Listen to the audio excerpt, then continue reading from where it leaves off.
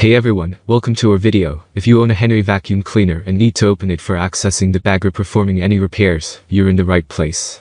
In this video, we'll guide you through the step-by-step process of opening a Henry vacuum cleaner. Let's get started. Please check the description link, I will provide detailed information. Safety first. Before opening your Henry vacuum cleaner, ensure it is unplugged from the power source. This will prevent any potential accidents or electric shocks during the process. Gather the necessary tools. To open your Henry vacuum cleaner, you'll need a Phillips head screwdriver. Make sure you have it readily available before proceeding. Identify the screws. Examine the exterior of your Henry vacuum cleaner to locate the screws holding the casing together. These screws are usually found on the bottom or sides of the vacuum cleaner. Take note of their positions.